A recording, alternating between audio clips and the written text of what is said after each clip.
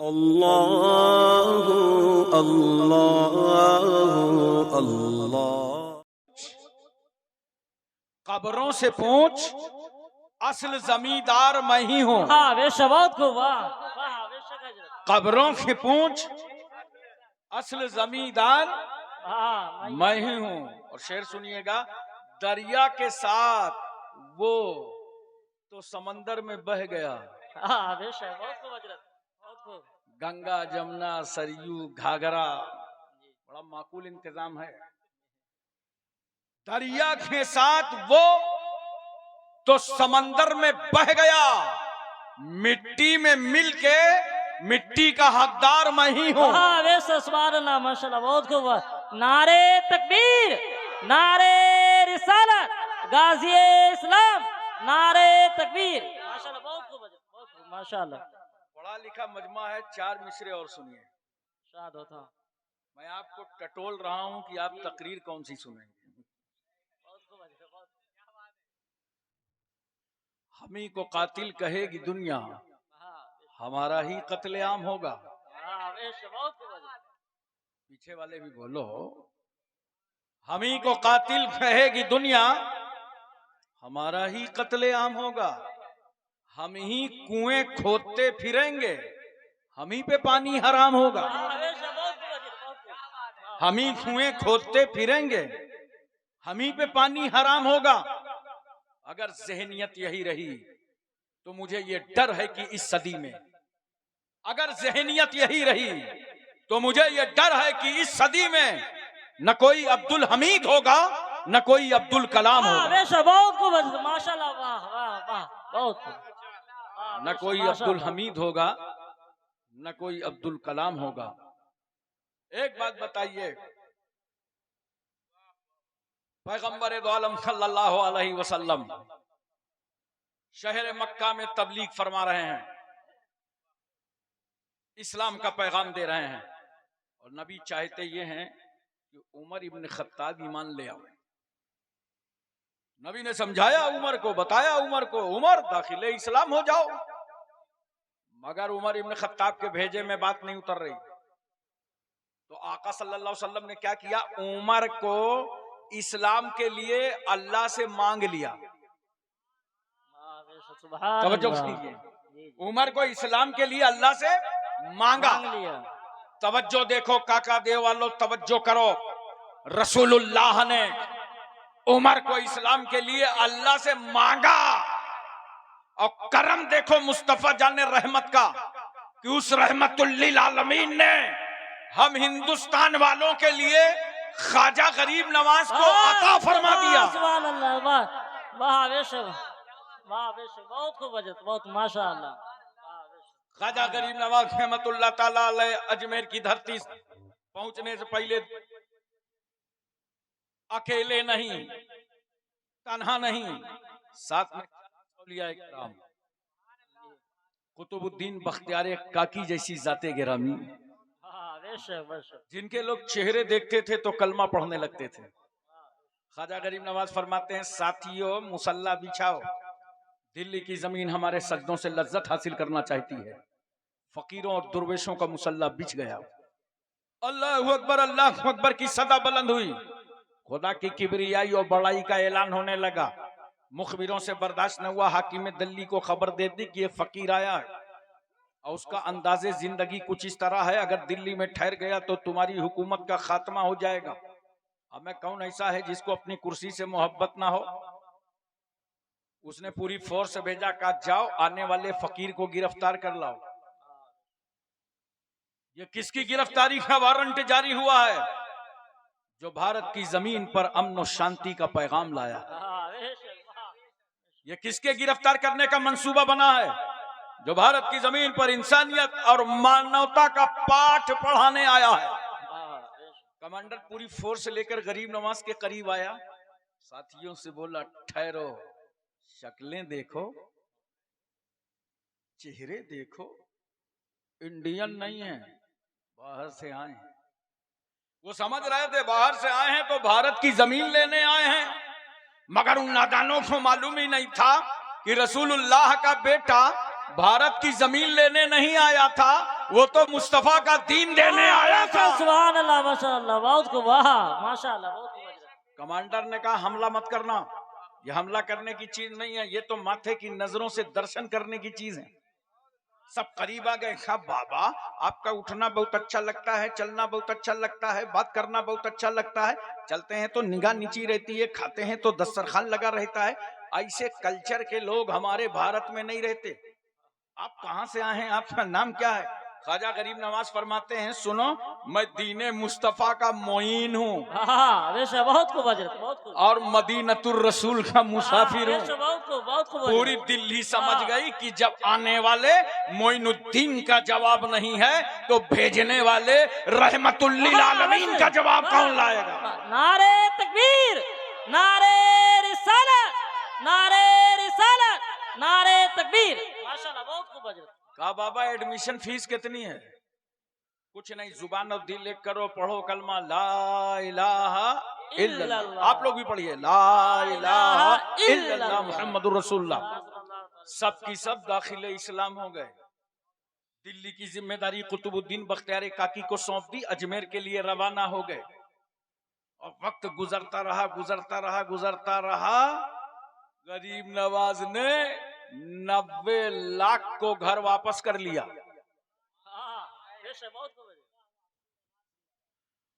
Note करो, जिस इस्लाम को हम मानते हैं भारत की जमीन पर, यह इस्लाम राजाओं से नहीं मिला, महाराजाओं से नहीं मिला, बादशाहों से नहीं मिला, अकबर जैसे अकबर से नहीं मिला, बाबर जहीरुद्दीन से नहीं मिला, हुमायूं से नहीं मिला।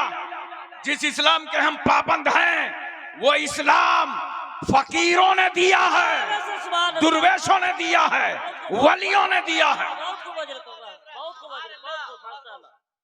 नोट करो, इस मुल्क में इस्लाम फैलाया ख्वाजा गरीब नवाज ने, इस्लाम फैलाया कुतुबुद्दीन बख्तियार काकी ने, इस्लाम फैलाया महबूबे इलाही ने, साबिर कलियरी, जिंदा शाह मदार, वारिसे देवा, मखदूमे किचौचा, मखदूमे जाजमऊ, नसीरुद्दीन चिराग देहलवी, शाह जमालुल्लाह रामपुरी, मुनव्वर अली शाह इलाहाबादी, शरफुद्दीन याहिया मुनैरी, अलाउल हक पंडवी, अखी सिराजुद्दीन, मखदूमे माहिम, बाबा बहाउद्दीन, बाबा ताजुद्दीन, मखदूम शाह मीना, सैयद सालार मसूद गाजी, सरकारे महरेरा।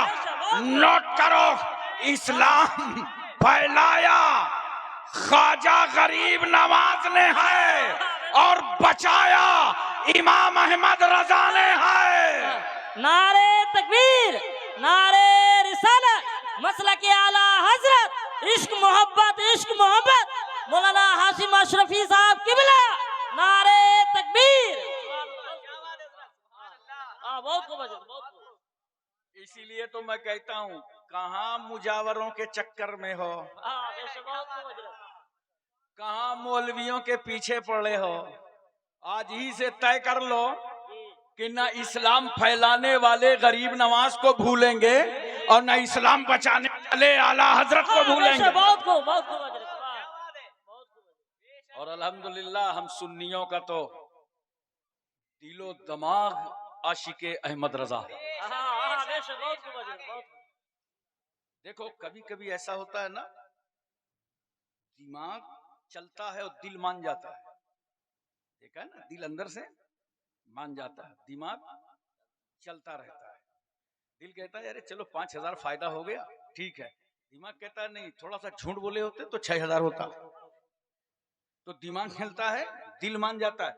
और कभी ऐसा होता है दिमाग मान लेता है, दिल नहीं कबूल करता। दोनों में बहुत बड़ा इख्तिलाफ चलता रहता है दिल और दिमाग में। मगर कुर्बान जाओ वाला हजरत फाजिले बरेलवी की जाते गिरामी पर, उनकी शख्सियत तो वो है कि जब कोई तहकीक पेश करते हैं तो उसे दिल भी मानता है और उसे दिमाग भी मानता है। नोट करो, चाहे ईमाने अबू तालिब का मसला हो, चाहे हजरत अमीर माविया का मामला हो, और चाहे यजीद पलीद जैसे आतंकी की बात हो, जो आला हजरत तहकीक करते हैं उसे दिमाग भी तस्लीम करता है, दिल भी तस्लीम करता है। गोया हम अहले सुन्नत वल जमात का दिल और दिमाग दोनों मुकल्लिदे इमाम अहमद रजा है। सुभान अल्लाह, वाह, बहुत बहुत खूब हजरत, माशाल्लाह। हजरात एक बात सुनिए, हम इस वतन से ऐसे ही मोहब्बत नहीं करते, बड़ी कुर्बानियां हैं, बड़ा प्यार है इस मुल्क से।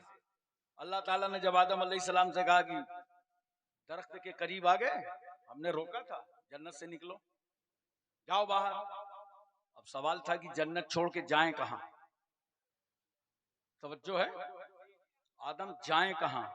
तो जहां खुदा चाहेगा वहीं आदम जाएंगे। और खुदा ने कहां चाहा?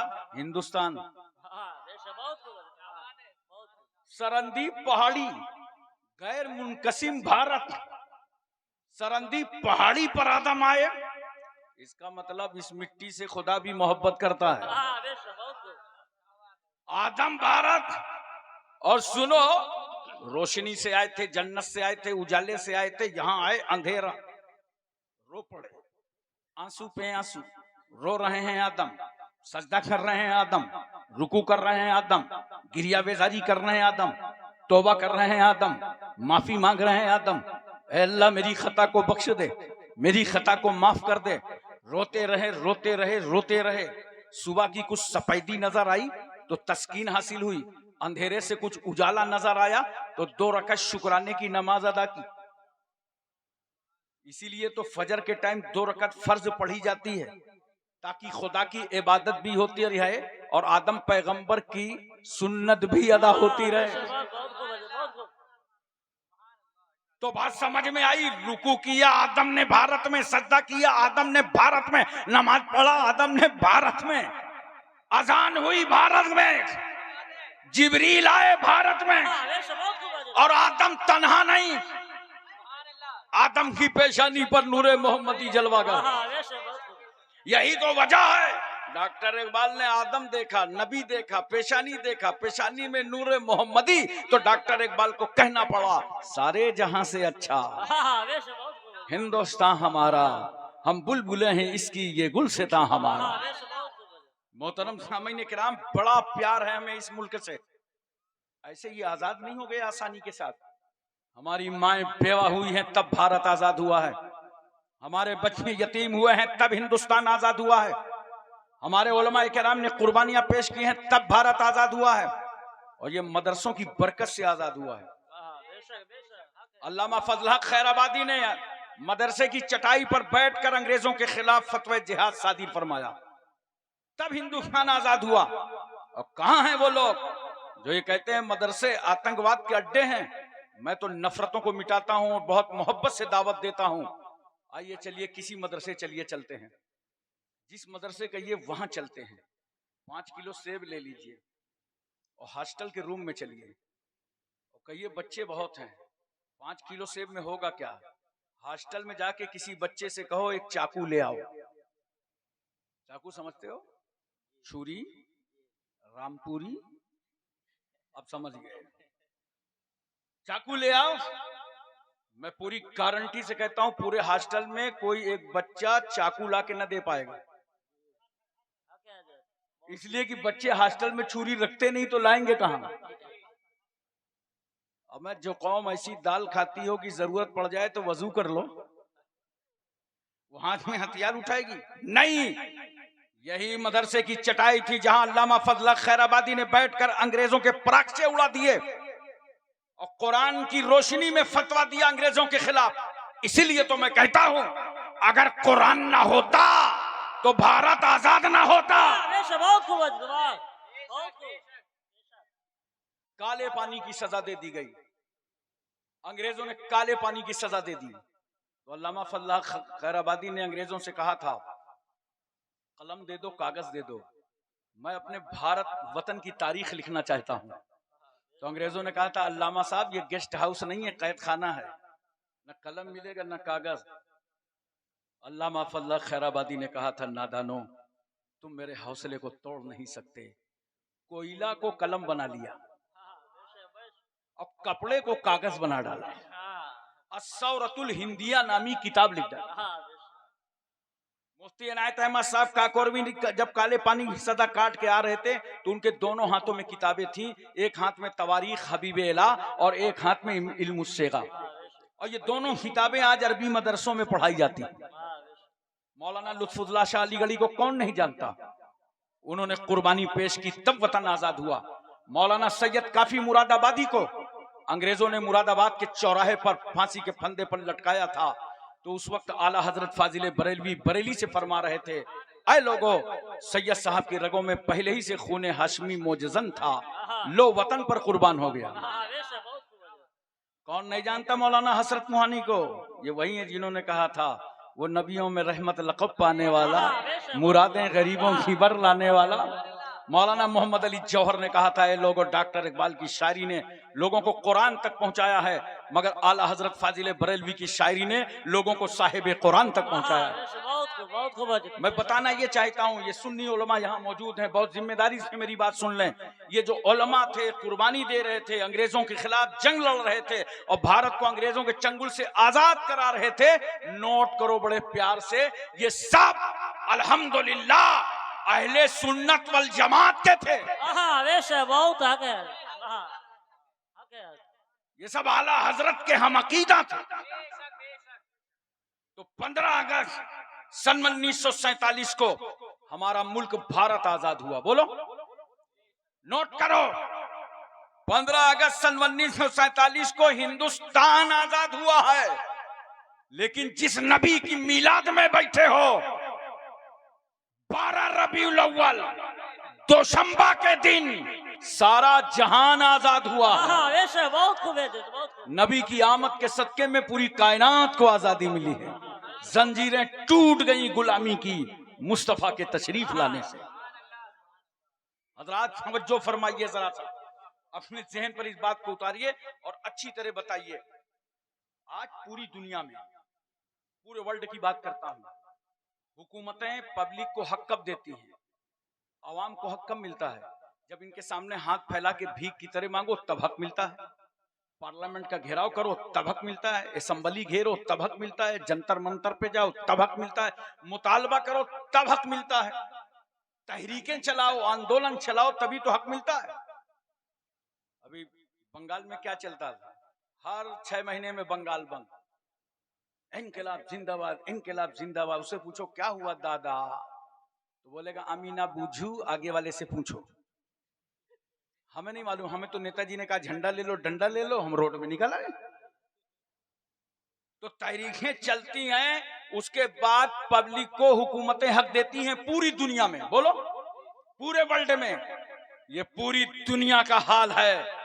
जब धरना प्रदर्शन करो, मुतालबा करो, अपील करो, भीख की तरह मांगो, तब हुकूमतें हक देती हैं। मगर कुर्बान जाओ उस इनकलाब आफरी पैगंबर पर, कुर्बान जाओ मुस्तफा जाने रहमत पर, कुर्बान जाओ रहमतुल्लिल आलमीन पर कि मेरा रसूल मक्के और मदीने की चटाई पर बैठा है और नबी के सामने न कोई धरना है, न प्रदर्शन है, न आंदोलन है, न कोई तहरीक है, न नबी से कोई मुतालबा कर रहा है, न नबी से कोई भीख मांग रहा है, न नबी के सामने कोई हाथ फैला है। मगर मेरा रसूल इस समाज पर इतना मेहरबान है कि बगैर मांगे गरीबों को हक दे रहे हैं मुस्तफा, यतीमों को हक दे रहे हैं मुस्तफा, लावारिसों को हक दे रहे हैं मुस्तफा, बीमारों को हक दे रहे हैं मुस्तफा, कमजोरों को हक दे रहे हैं मुस्तफा, अपाहिजों को हक दे रहे हैं मुस्तफा, अरे बच्चों को हक दे रहे हैं मुस्तफा, महल्ले का हक दे रहे हैं मुस्तफा, खानदान का हक दे रहे हैं मुस्तफा, पड़ोस का हक दे रहे हैं मुस्तफा, तुम्हारे वतन का हक दे रहे हैं मुस्तफा। नोट करो, जिंदों तो जिंदों, मुर्दों का हक दे रहे हैं मुस्तफा। इंसान तो इंसान, जानवरों के हुकूक बयान कर रहे हैं मुस्तफा। बहुत खूब है। ऐसा हक दिया मेरे रसूल ने। तवज्जो कीजिए जरा सा और गौर कीजिए। पैगंबर सल्लल्लाहु अलैहि वसल्लम जब मदीना तैयबा तशरीफ ले गए, हिजरत फरमाकर, और मदीने की आबादी में दाखिल हुए, बोलो मोहब्बत से सुभान अल्लाह। रसूल दाखिल हुए तो जानते हो, मदीने की औरतें अपने छतों पे चढ़ गईं, घरों से निकलकर दरवाजे पे नहीं आई, छत पर चढ़ गईं, और नबी की आमद हो गई मदीने में। और जैसे ही रसूल की आमद को देखा, मदीने की औरतों ने, सारी औरतें तराना पढ़ रही थीं, तलाल बदरो अलैना मिन सनियातिल वदाई वजब शुक्र अलैना मादा लिल्लाहि दाई। मैं सिर्फ एक सवाल करता हूं, किन औरतों ने नबी को देखकर खुशी मनाई, तराना पड़ा, छत पे चढ़ गई मदीने की औरतें। क्यों? इसलिए कि इन औरतों को मालूम था, इन औरतों को पता था आज जो रसूल मदीने आया है वही पैगंबर है जिसने औरतों को इज्जत अता किया है, हाँ वैसे बहुत खूब, बहुत औरतों के हुकूक का ख्याल रखा है। आज जो पैगंबर मदीने आया है, अरे वो औरत समाज में अगर बेवा हो जाती थी तो जमाना उसे मनहूस कहता था, कहता था 4 दीवारी में कैद कर दो, ये बाहर निकलने ना पाए। अगर कोई आदमी बेवा की सूरत देख लेता था तो वापस चला जाता था। आज बिजनेस में कोई फायदा ना होगा, मैंने मनहूस को देखा।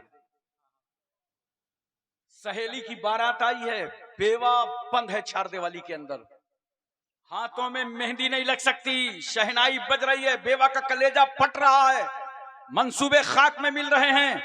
अब मैं किसी के घर की बीवी नहीं बन सकती, रहमत और बरकत नहीं बन सकती। समाज रोला रहा था। और इंडिया में वहम परस्ती कम नहीं है, एक छींक पर पूरा प्रोग्राम कैंसिल कर देने वाली कौम। अच्छा खासा चले जा रहे हो, स्कॉर्पियो से अचानक फुल ब्रेक मार दिया, क्या हुआ? बिल्ली रास्ता काट गई। मुझे हैरत है, कुछ मुसलमान ड्राइवरों का रास्ता भी बिल्ली काट जाती है। अबे तौबा करो इस वहम परस्ती से, घर से कुरान पढ़ के निकला करो, हाँ वैसे वाह बहुत खूब है। दुआए सफर पढ़ के निकला करो। तुम्हारा रास्ता बिल्ली क्या काटेगी, दिल्ली नहीं काट सकती। हाँ वैसे बहुत खूब है। जब मुसलमान दुआए सफर पढ़ के निकलता है, दरियाओं में रास्ता बना लेता है, तूफानों में रास्ता बना लेता है, हवाओं में रास्ता बना लेता है। एक साहब हमसे कहने लगे, हमारे यहाँ जब औरत बेवा हो जाती है तो उसको हम शक्कर खाने को नहीं देते, गुड़ देते। अबे मैंने कहा बेवा के साथ किया था बेइंसाफी, मगर बेवा का मुकद्दर अच्छा था, गुड़ का रेट अच्छा हो गया। पूरा समाज बेवा को रुला रहा था।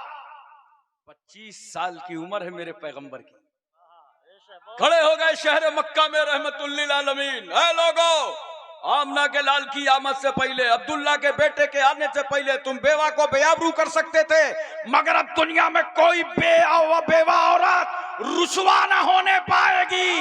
अब अल्लाह का आखिरी नबी आ गया। नारे तकबीर, नारे रिसालत, गाज़ी इस्लाम अल्लामा हाशिम रजा अशरफी साहब किबला, नारे तकबीर, नारे रिसालत। पहला निकाह रसूल सल्लल्लाहु अलैहि वसल्लम ने बेवा खदीजतुल कुबरा से किया। अच्छा देखो उम्र कितनी है सरकार की, 25। बेवा खदीजा की उम्र कितनी है, 40। देख रहे हो, हमारी तुम्हारी जब उम्र 25 साल की होती है तो अपना ख्याल आता है, अच्छी ससुराल हो, बोलो अच्छे रिश्तेदार हो। मगर जब नबी की उम्र 25 साल की हुई तो नबी को अपना ख्याल नहीं, उम्मत की बेवाओं का ख्याल आया। और पहला निकाह रहमतुल्लिल आलमीन ने बेवा से किया, और निकाह करके जमाने को बता दिया, ये बेवा जिसको तुमने अभागन समझा था, मुस्तफा ने उसे सुहागन बना दिया। देखो रसूल सल्लल्लाहु अलैहि वसल्लम ने बेवा के साथ निकाह फरमाया खदीजतुल कुबरा। 11 निकाह फरमाए पैगंबर ने। हजरत आयशा सिद्दीका, हजरत सूदा, उम्मे सलमा, उम्मे हबीबा, हजरत हफ्सा, हजरत ज़ैनब बिन्त खजीमा, हजरत मैमूना, हजरत जुवैरिया, हजरत सफिया। मैं आपकी तवज्जो दिलाना चाहता हूं, रसूल सल्लल्लाहु अलैहि वसल्लम ने बेवा से निकाह किया ताकि मेरी उम्मत के लिए बेवा से निकाह करना सुन्नते रसूल बन जाए। पैगंबर ने बांदी के निकाह फरमाया, रसूलुल्लाह ने मुतल्लका से निकाह फरमाया कि जब मैं नबी होकर मुतल्लका औरत से निकाह करूंगा तो तलाकशुदा औरत से निकाह करना मेरी उम्मत के लिए सुन्नत बन जाएगा। कुंवारी आयशा सिद्दीका से निकाह फरमाया। उम्र कम थी जब निकाह हुआ, मगर जब रुखसती हुई तो उम्र कंप्लीट थी। हजरात तवज्जो कीजिए जरा सा, पैगंबर सल्लल्लाहु अलैहि वसल्लम ने बेवाओं को इज्जत दी, रहमतुल्लिल आलमीन ने बेवाओं को सहा।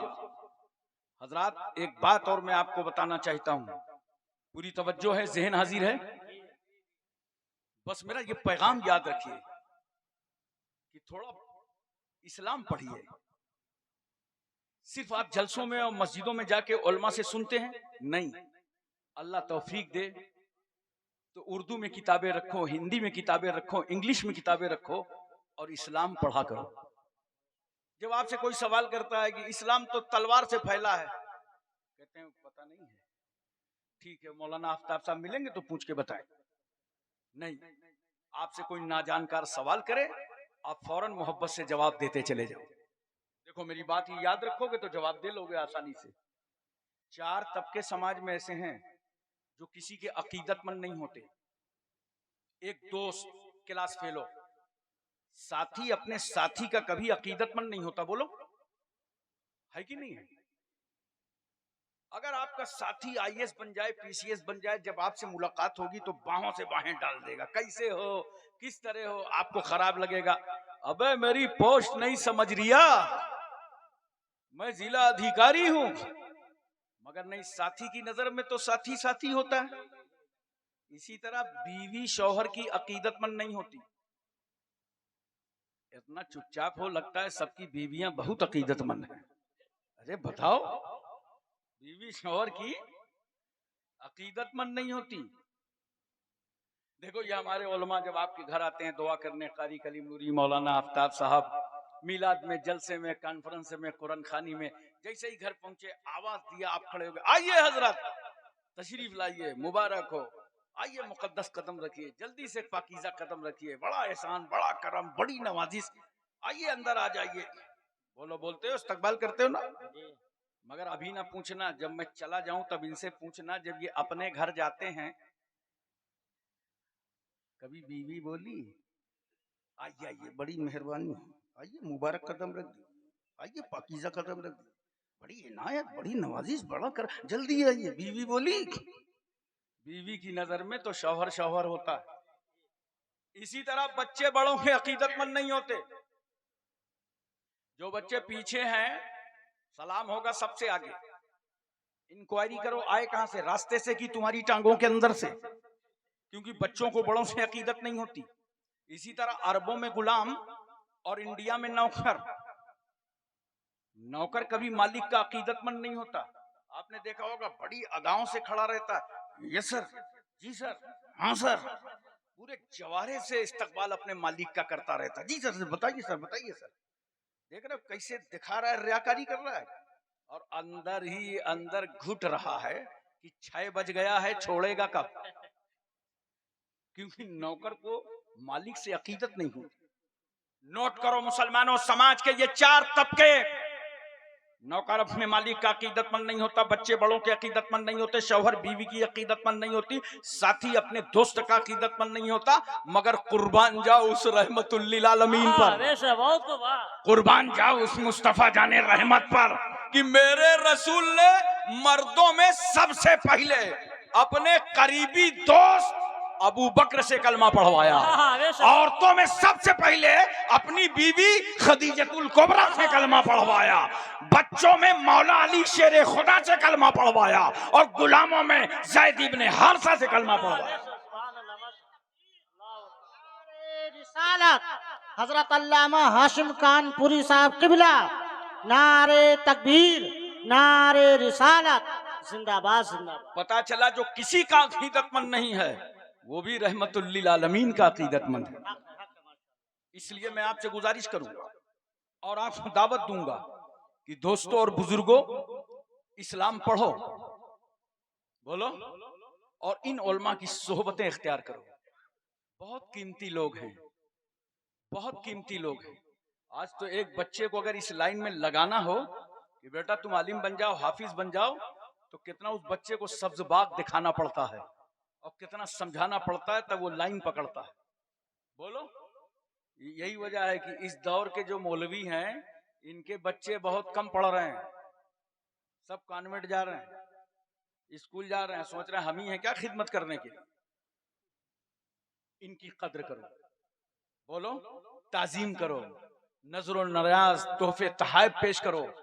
अच्छा, कुछ भी अगर इनके साथ वफादारी न करो तो कम से कम इतना कर दिया करो यार कि 10 कोने का मुंह ना बनाया करो इनको देख के। बहुत सारे मुंह बनाते हैं ना ऊपर नीचे, थोबड़ा देखो जरा से उनका कैसा रंग बदलता है। वहां बीवी मारेगी चप्पल और रोड झाड़ेंगे इमाम पर। घर में तो कुछ चलती नहीं है, हक है, हक। सब रोब गरीब लोगों पर आके झाड़ते हैं। अरे इनके साथ कोई एहसान न करो, सिर्फ इतना किया करो कि इनके चेहरे देख करके मुस्कुरा दिया करो। आए है, वाह वाह वाह वाह, जिंदाबाद जिंदाबाद। मोमिन को देख के मुस्कुराना जानते हो, सदके का सवाब मिलता है। जिंदाबाद। बोलो मोहब्बत से सुभान अल्लाह। सुभान अल्लाह, सुभान अल्लाह। तवज्जो कीजिए जरा सा और अपने जहन में इस बात को उतारने की कोशिश कीजिए। प्यार से समझिए कि मैं अर्ज कर रहा था, इस्लाम पढ़ो। ये मैं आपसे बार बार गुजारिश करता हूं, पढ़ाई करो, तालीम हासिल करो। आप तो तालीम की मंडी ही में रहते हो। बोलो, कोचिंग मंडी बोलते हैं इस इलाके को। लेकिन खाली किराए में मकान उठा रहे हो कि बच्चे भी पढ़वा रहे हो? आए है। अरे बोलो यार, खुद कुछ कर रहे हो कि नहीं कर रहे हो? खाली किराया वसूल कर रहे हो? अपने बच्चों को पढ़ा रहे हो कि नहीं पढ़ा रहे हो? अपने बच्चों को पढ़ाओ। याद रखना, इतने अरबी मदरसे कायम हो चुके हैं हिंदुस्तान की जमीन पर कि अल्हम्दुलिल्लाह इतनी फैक्ट्रियां बन गई हैं कि मस्जिदों की जरूरतें पूरी हो रही हैं। हम मुतमईन हैं दीनी तालीम से, जगह जगह मदरसे हैं, अच्छे काम हो रहे हैं, उलमा पैदा हो रहे हैं, हुफ़ाज़ पैदा हो रहे हैं, मस्जिदों के लिए तरावी के लिए हाफिज़ कुरान पैदा हो रहे हैं। लेकिन हमारी कौम में डॉक्टर नहीं बन रहे, इंजीनियर नहीं बन रहे, IAS नहीं बन रहे, PCS नहीं बन रहे। अरे पढ़ाओ अपने बच्चों को, पढ़ाओ अपने बच्चों को।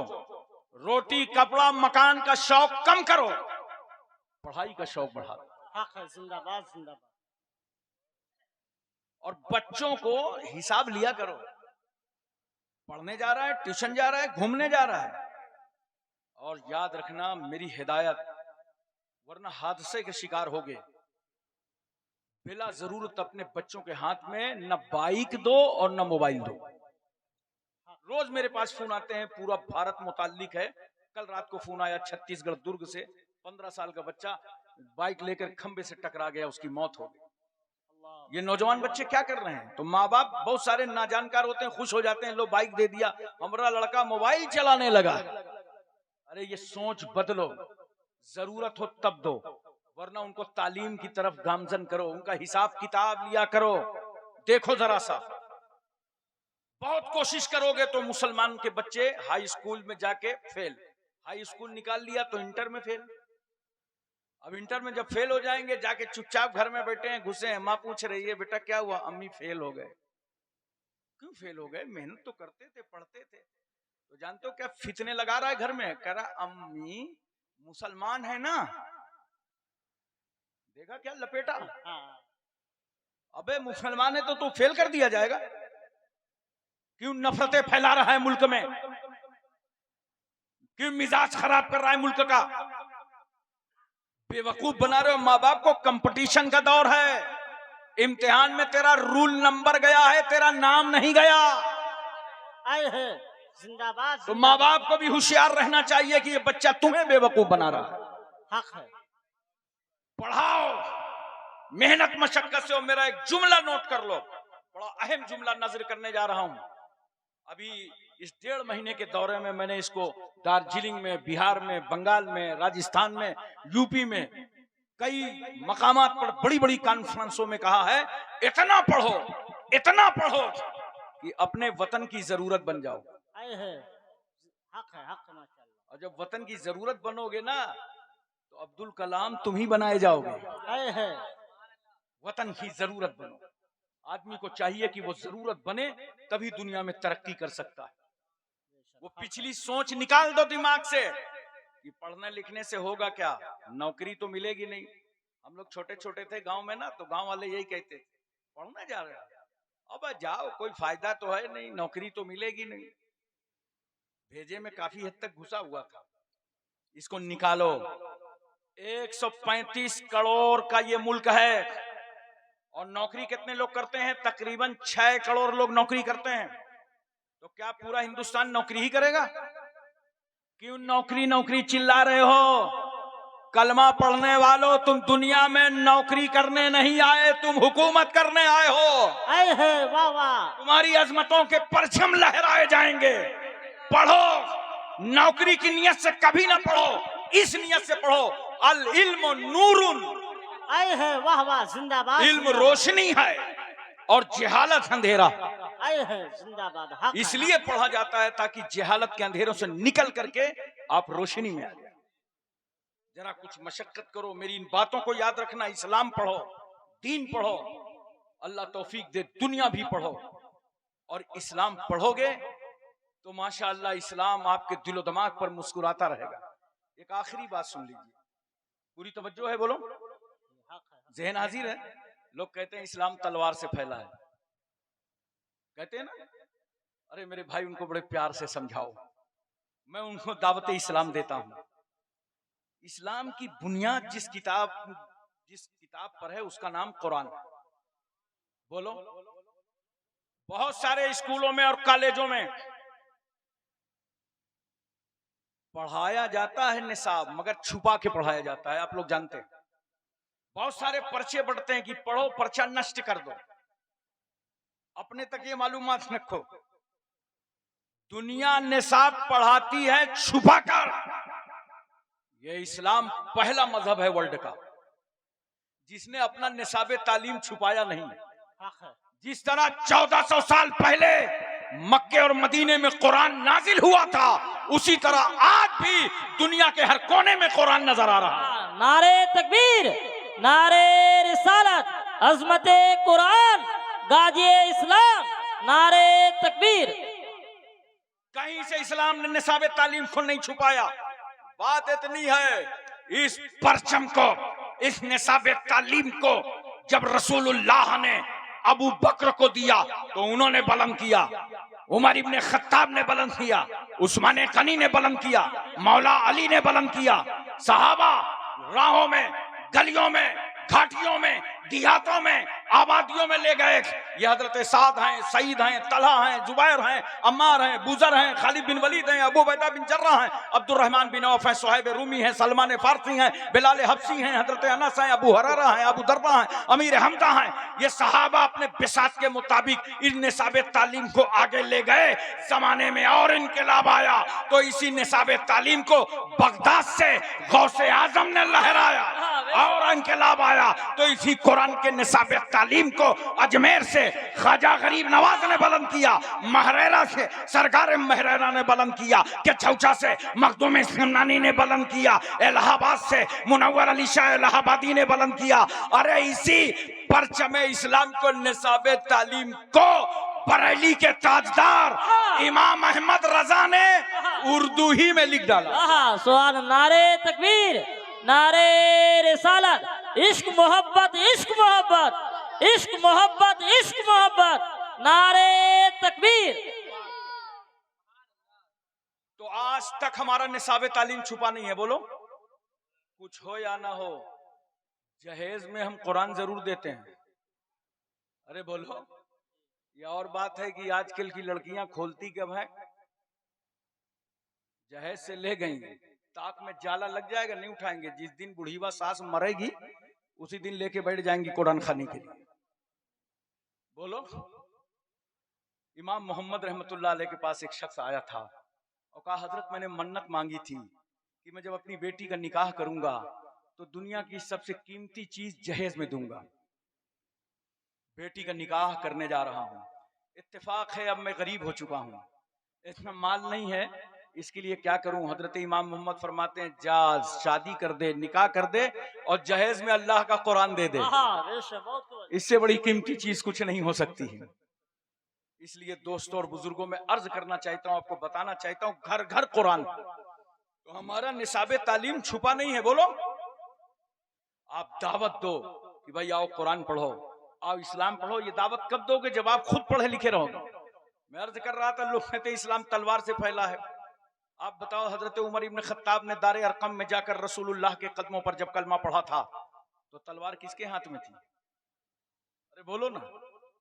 असल में अरब का एक माहौल था, अगर किसी जमात में 40 आदमी होते थे तो वो रजिस्टर्ड बॉडी मानी जाती थी। इस्लाम फैलने लगा, तकरीबन 45 लोग दाखिले इस्लाम हो गए तो अरब के लोग घबरा गए कि अगर एक और कलमा पढ़ लेगा तो मुसलमानों की बॉडी रजिस्टर्ड हो जाएगी। कहा रोको इस्लाम, किसी को मुसलमान ना होने दो, कलमा ना पढ़ने दो। पूरी मीटिंग रख दिया, कहां? काबे में। बड़े बड़े शोरमा जमा हुए, बड़े बड़े बहादुर और जाबाज काबे में आ गए।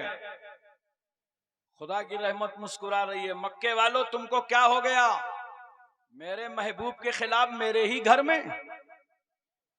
उमर इब्न खत्ताब ने हाथ में तलवार लेकर के न्याम से बाहर किया, कहा अरब के जियालो, अरब के बहादुरों, नाकाबिले बर्दाश्त 39 लोग मुसलमान हो गए, अब किसी को कलमा ना पढ़ने दिया जाएगा। उमर चल पड़े पैगंबर का सर कलम करने का इरादा करके कि अब हम मुसलमान नहीं होने देंगे। खुदा की रहमत मुस्कुरा पड़ी, उमर तुम किसी को मुसलमान नहीं होने दोगे? चलो चलो मेरे रसूल की बारगाह चलो, अब हम तुम्ही को मुसलमान करेंगे। बहुत खूब वजह, वाह आके बहुत खूब वजह, माशाअल्लाह बहुत। नबी की बारगाह में उमर इब्न खत्ताब आए, खड़े हो गए। रसूल की नजर उमर पर और उमर की नजर नबी पर। नबी ने मुस्कुरा के पूछा, उमर क्या ईमान लाने की उम्र नहीं आई? ये सुनना था कि कदमे रसूल में गिरे का सरकार पढ़ा दीजिए। मुझे जवाब दो, तलवार किसके हाथ में? उमर के हाथ में।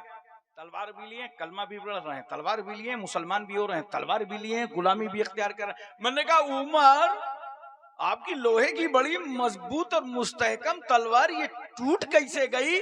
कहा मुस्तफा के अखलाक की तलवार ने तोड़ दिया। बहुत खूब, वाह बहुत खूब। अखलाक की जरूरत है इस मुल्क में।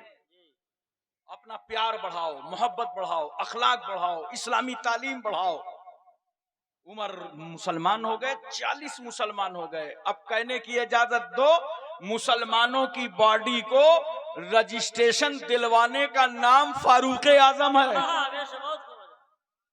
इसलिए दोस्तों बुजुर्गों, हम आपसे गुजारिश करेंगे कि इस्लाम पढ़ो और इस्लाम पढ़ाओ। वाखिर दावाना अनिल हम्दुलिल्लाहि रब्बिल आलमीन। अस्सलाम।